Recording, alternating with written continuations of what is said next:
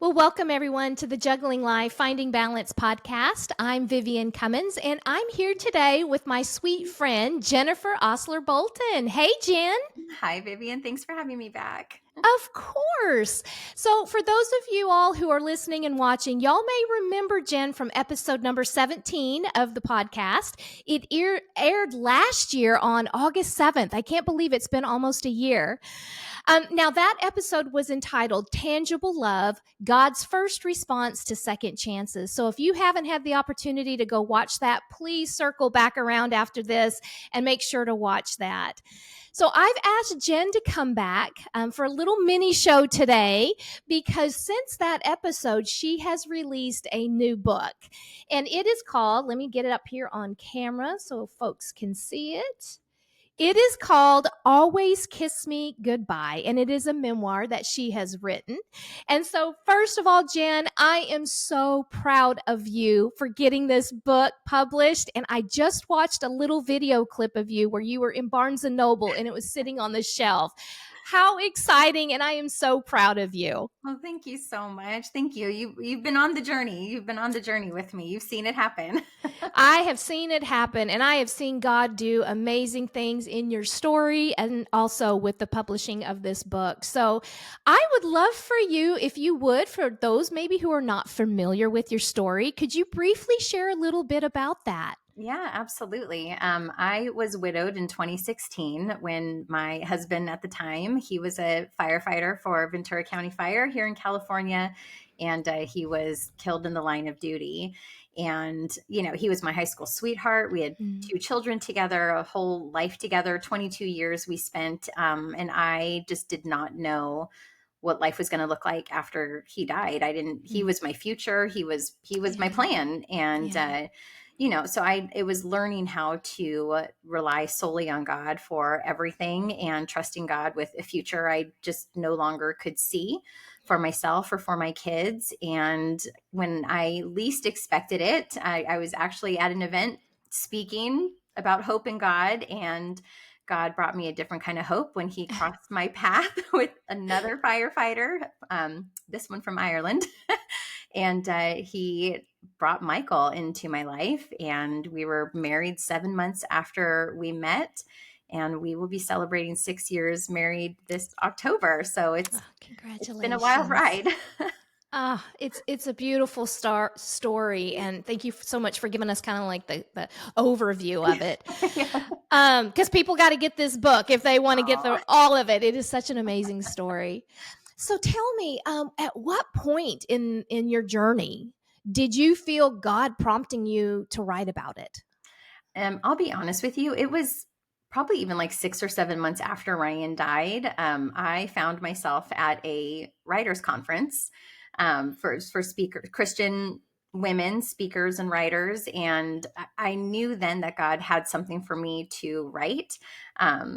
I had no idea what it was. I had no idea, but I just felt this pull of like that, like I had something to say. I had a story to tell. And it was funny because at that conference I went to, it was less than a year after Ryan died. And I remember I had an appointment with a publishing house, and the entire appointment turned into a therapy session because as soon as I sat down and she asked like what I was there, like why I was there, what I was, going to write about, or what story I had to tell. And I said, honestly, I don't know. I don't know what I'm supposed to be writing about. And it just ended up turning into a conversation. That woman from the publishing house, her and I are still friends. We still talk about that. So I've known that there was something that God wanted me to share. I just really had no idea what it was going to be. And then as my story unfolded with my second husband, I knew that this was the story God wanted me to share and wanted me to tell, but it still never, the timing still didn't feel right. Yeah. It didn't feel like, nope, the whole story is not done yet. And I can see why, because, going in towards the end of the book in the epilogue, when I kind of give an update about our life, it truly was up until 2 weeks before the book was published, was another update that I needed to include in the book. And I felt like that's when I felt God saying like, okay, now it's complete. So I've always known there was something he wanted me to share, but I never knew the story. And in all honesty too, I also had a fear of writing because I felt like if I put myself out there for God, then something bad is going to happen. Mm. My trauma led me to believe that lie. And so that also held me back from writing until God finally was just like, sit down and write the book. And I was Yeah. like, okay, I'll sit down and write it. So you just tell me when it's done. Oh, I love that so much. I love it. And your cover is beautiful. I'll put it back up here so folks can see it Thank for a minute. you. Tell us a little bit about this cover and the title. Well, the title, oddly enough, my husband Michael came up with the title Mhm. because over like the door in our garage the garage door leading into our main garage, um, my late husband had bought a sign for me that says always kiss me goodbye. And so Oh. it's been hanging there for years and years and years. I've never thought about it. In fact, I just looked at it recently and the price tag is still on it. It just Oh. has been hanging up there for a million years, it feels like. And Michael and I were at dinner one night and I said, I cannot come up with the title. It's so hard because how do you encapsulate everything that this book is Mhm. about? And he says, well, what about something like, what does that sign say above the garage? Like, kiss me goodbye or something. And I was just like, it says That's always it. kiss me goodbye. I was kind of like, you know, like you're not in this conversation with me, and then I sat there and I was like, well, actually, that's it. Yeah. That's the title of the book. Always kiss me goodbye, because not only Mhm. did Ryan buy the sign for me, but that kind of became like our rule, was like, I don't care if we're mad. I don't care if we haven't spoken all day. You do not leave this house without a kiss goodbye.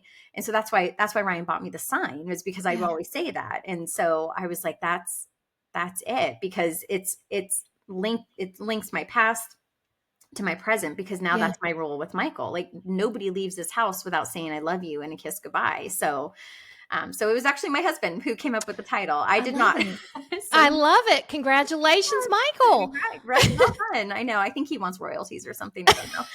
Um, but then the cover. So I actually had a whole bunch of different cover options that I had designed and created. And, I was like, oh, I want to, bring in a fire truck and have a girl, in a wedding dress looking at the fire. Like, I had this whole dramatic thing in my mind, and I printed it out on book so I could see it. Mhm. And I was just like, that's just not, like, I liked it, but it just wasn't really feeling it. And I was just kind of going through pictures on my phone, because that's what I do. I love pictures. And I came across this picture. This is my favorite picture of the day that Michael and I got married. We eloped in New York City. It was an absolute dream come true.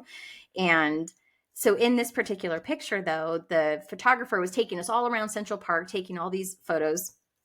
And in this one in particular, she had us stand on a rock. And so we were just kind of waiting for her to tell us what to do or whatever. So while we were waiting for her to give us instruction or direction, Michael just pulled me in and kissed me like this, like Oh. to the top of my head like this. And, forehead kisses are just so sweet and so Mhm. precious. And so then I remember the photographer being like, okay, let's go to the next spot. And we were like, well, wait, what did you want us to do? And she was like, oh no, I've I been got taking it. pictures the whole time. So this picture of me and Michael is from our wedding day. And it was a candid moment that the two of us shared together. And I realized what is so funny. I have to show you, I don't know if people can see this on my phone, because it's so God, and this was God preparing me so many years ago. I didn't realize that for the last 6 years, I was staring at I can't see it, Ah. but Oh, I can see it. Yeah. yeah, I was staring at At my that book picture. cover Yep. for 6 Oh years. my gosh. Oh And I my still didn't goodness. realize it. I was at the gym one day and I looked to see what time it was. And I was like, but I've been staring at my book cover for years. Like, I had no idea, but God was like, I've had it right there the whole time. I love it. Oh, God is so cool. He is so cool. Oh, thank you so much for sharing that. I always like to talk to folks about how they come up with their title and their Oh, and the cover, because there's always a story behind that yeah, that many people don't know. And that's so true. thank you for sharing it and Oh. letting us know the why behind it. So Jan, who's this book for?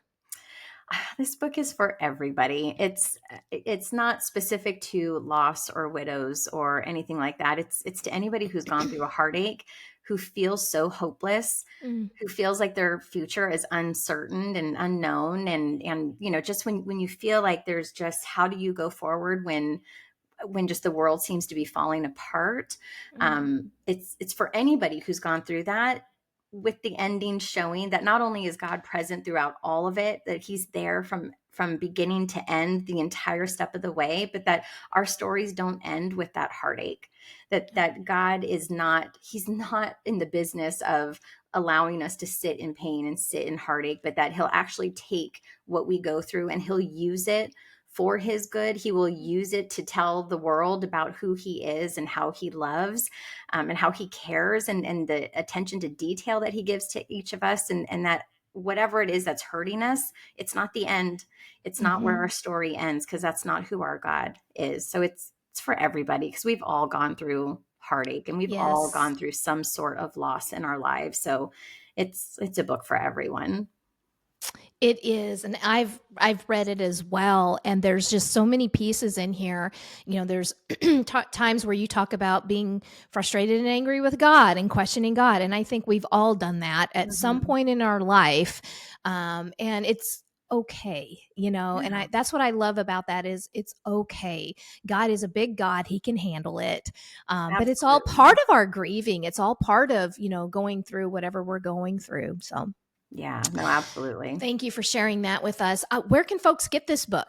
Well, it is available online on Amazon and with Barnes and Noble, and it's also on my website as well. So there's 3 different ways that you can get this book. Tell us your website, if you would. It's jenniferoslerbolton.com. Okay. On my website, I have its signed copies that I have available. So you can get the unsigned copies, Amazon, Barnes and Noble, but I do like to sign them because I write notes to everybody. You sure do. And you wrote a sweet one to me. Thank you so much. Oh, it's beautiful. I love it. I'm so grateful for every person that has picked up this book or read it, that if I have the opportunity to personally thank someone for it, I love that. Oh, well, thank you for letting us know where they can get this book. And I had asked you prior, before we hit record, if you wouldn't mind reading a portion of it. There is a part in this book that I found so incredibly powerful. I was in absolute tears. It just moved me so much. But it's an open letter that you wrote, and you posted it on your blog back in 2019. It was March 5th, 2019. And it was 2.5 years after the passing of Ryan. Would you mind reading that to our listeners to give them an idea? I would love to. Thank you for asking me to. Absolutely. Thank you. Let me put my eyeballs on. Okay. I'm going to follow along with you in my book. Okay, absolutely. March 5th, 2019. To the one I haven't met. I first have to tell you that I never planned on loving you. I had a husband, a wonderful husband, and he loved me with every ounce of his being. He would have stopped at nothing to give me everything. He was my future, and I promised to love him forever. I never imagined you while I was dreaming about my future. In all honesty, I'm scared to meet you. I don't know who you are, but I already know what I need from you. I need you to understand that loving me involves loving my late husband. What you love about me is the product of what I shared with him. He is the father of my children, and I search for their mannerisms, for hints of him every day. For my kids, I will never stop talking about him. I won't erase him from our hearts or allow us to live as though he didn't. His pictures will still be visible. His name will still be said. His birthday will be celebrated, and his death will be honored. Milestones will touch my family throughout the years, and my heart will cry each time, wishing he could see his children or hear the cry of his first grandchild. Please don't ask me to stop loving him, and please don't assume I will stop missing him. I need you to know that there will be places within my heart that you cannot possess. It's not because I don't trust you, nor is it because I can't love you, but because those pieces of my heart will forever belong to the story that was written before you entered this chapter. I need you to know that I realize you are different. I understand that your love for me won't look the same. I need your patience as I try to remember what it's like to be loved, especially when it's coming from an unfamiliar heart. I know this is a lot to ask of you. I know you're probably scared to love me, wondering if you'll ever compare to the memory of the man I loved first. The truth is, my late husband left something for me to share with someone like you. Because of his love, I see the world differently. And because of his death, I live each day passionately. I will cherish every moment given with you. I will pay attention to the small things that are embedded in your character.